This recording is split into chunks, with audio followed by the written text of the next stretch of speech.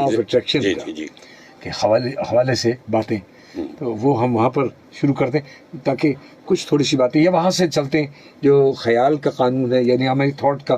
سر آپ نے جیسے بھی کرکٹ والی بات بتائی، میں آپ جی، کو اسی پہ، ہاں. جی میں ریئل ٹائم ایکچولی تھوڑا سا لوگوں کو کنفیوژن یا ایسا جو ہوتا ہے وہ مائنڈ سائنس کا، میں سب اپنے سننے والوں کو بتانا یہ چاہ رہا ہوں جی جی کہ یہ تو ایک بڑی، جس کو مینٹل ڈیولپمنٹ پوری دنیا میں کہتے ہیں، ہاں ہاں ہاں اور یہ آنے والی صدی اسی چیز کی ہے، جو ایکس رے اور مشینیں اور کڑوی گولیاں انشاءاللہ ان سے جان چھوڑ جائیں گی.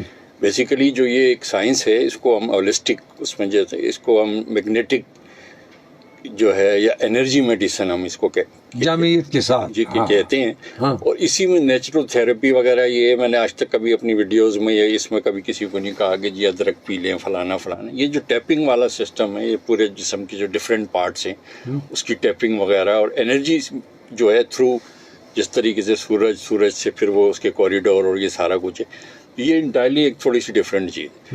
تو اس میں سب کانشیس مائنڈ ہب ہے، اور سب کانشیس مائنڈ کو ٹچ کیے بغیر نہ کوئی میں نے اتنا بڑا زندگی کا رسک لیا ہے کہ سائیکالوجسٹ کے، جس نے کلینکل سائیکالوجی ہے، اس میں جو آپ کے سیگمنڈ فرائڈ کے جو لا، یہ ساری چیزیں میں نے اس سے ہٹ کے ایک چیز لی.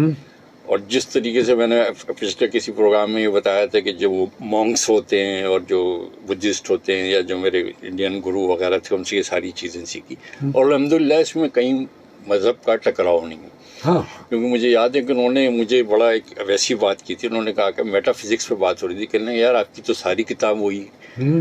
حقیقت ہے میری کم علمی یا لا علمی تھی کہ میں نے کہا سر کچھ بھیجیں مجھے. تو جب انہوں نے کچھ صورتیں بھیجی ہیں، سارا کچھ ہے بیسیکلی یہ میٹا فزکس پہ یہ آپ کی تھاٹ پروسیس کام کرتی ہے. سر میں آپ کو ایک ریئل واقعہ جلدی میں بتاؤں. جی شور. ون آف مائی فرینڈ، جس کے ساتھ جو آپ ایج جو بتا رہے ہیں وہ 22-24 سال جسے کہتے ہیں، کہ میں اس کے ساتھ بہت زیادہ رہتا تھا. اتنا زیادہ رہتا تھا کہ عید بقرعید میں جو ہے کھانا بھی میں وہاں کھاتا تھا، اور سارا اس کے ساتھ رہنا، یہ سارا کچھ، یہ سب کچھ.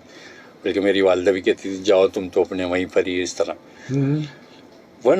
میرے بڑے بھائی نے ایک دن کچھ چیز میری پرسنالٹی میں چینجنگ سی محسوس کی، اور مجھے کہا کہ یار میں تجھے، دس از یور لائف، لیکن میں ایک بات یہ کہوں گا کہ میں نام نہیں لوں گا اس کا. اس نے کہا کہ یار وہ فلاں سے یار یا تو ملنا کم کر دے یا ملنا بند کر دے. اس کی ریفلیکشن آ رہی ہے.